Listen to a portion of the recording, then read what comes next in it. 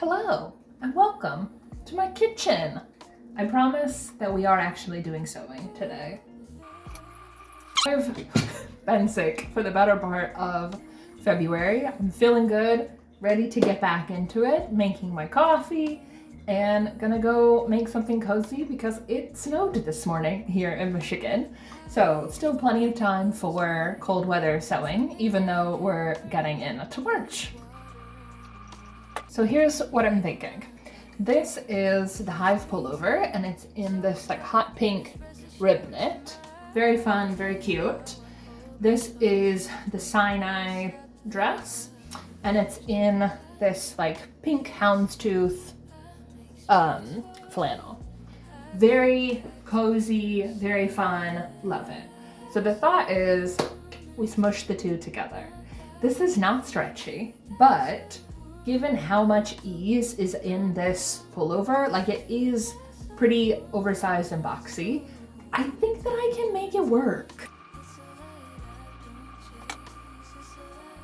My first impulse for like variations on this pattern was to question if I could quilt this little collar lapel piece.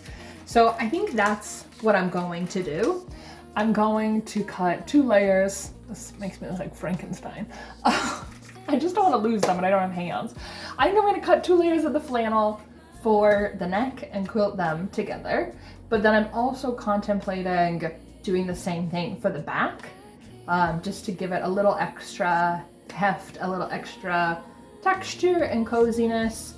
I'm not 100%, I'll have to see how much fabric I have, and I need to lengthen it. I'd already added 2 inches to the body of this, but I definitely had to add the waistband. It is significantly cropped, and if you can't tell, I am quite tall, so I need that extra length. So yeah, we're just gonna play around, see how it goes. Hopefully it works out. If not, we'll take it apart and do something else with it. Sadly, I didn't have any pink zippers, but you can see the stitching. I decided to just use the angle of this seam, and so I've just done 1-inch lines from that. But I'm pretty happy with it. The thing that I realized is I remembered, so I quilted from the back to the front and I left room to insert my zipper, but what I didn't think about is how I'm finishing the top of this. I do have a good amount of scraps, so I think I should be able to cut some bias, and then I'll just finish the top with a little bit of bias tape. It is about 3:15, so I might be up here another 2 hours-ish, give or take. So I will update you, but it's mostly just gonna be quilting the back piece, and then we'll kind of see where we get.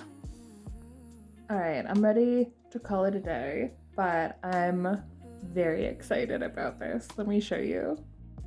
Okay, here she is. We've got our quilted collar placket, and then I've got a little tab I'm gonna put because the zipper doesn't come all the way down, and so then I won't have any gaps.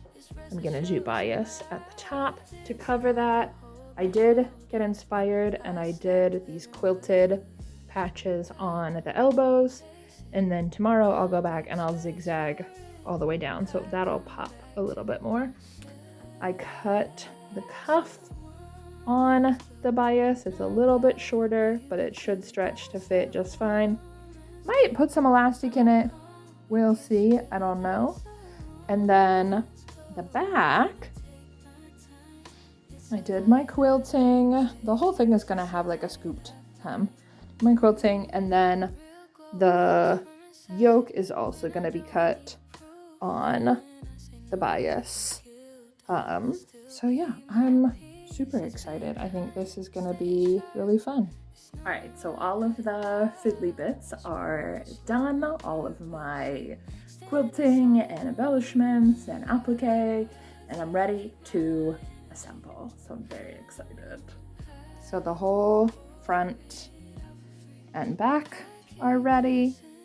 I've got my collar. I am debating if I want to top stitch this or if I want to hand sew it. I don't think I really want it to be visible, but like you can hardly even see the quilting. I don't know if that's gonna, but I'm gonna show you. So there's our quilted back, our little yoke. It's a little funky right now. I'm hoping once I put the collar in and like give it a good press, maybe some top stitching right here, we will be good. Even though this is a woven, I do think after I do the collar, I think I'm gonna do the sleeve and insert the sleeve flat and do the side seams. That still just makes the most sense to me instead of trying to ease in the sleeve.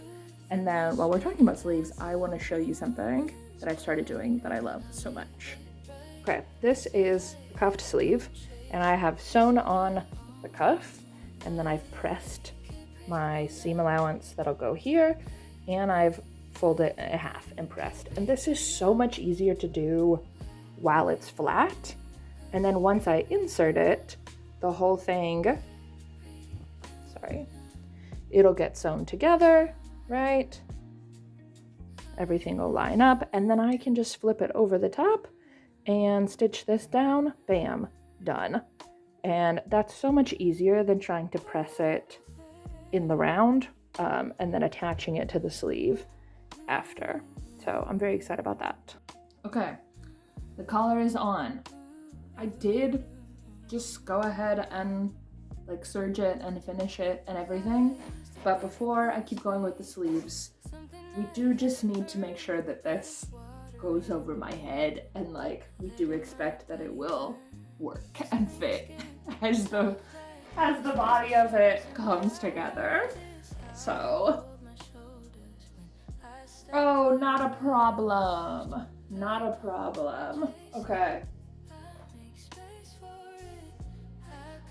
This is making me think, I do kind of want to make a version of this that is sleeveless, that is just a vest. Okay.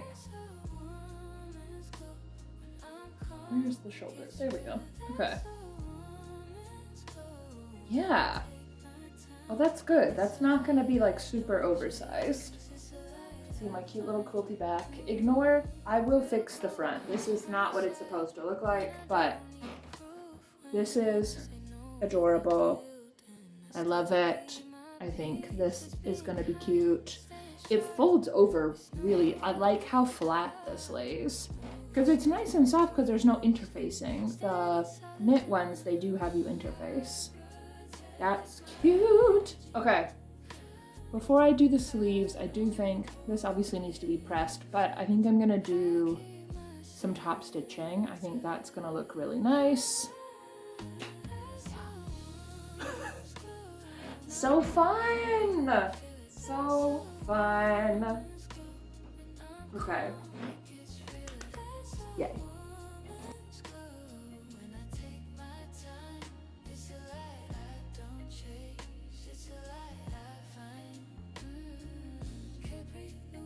So I put this on to test the fit before I did the hem, and now I don't want to take it off.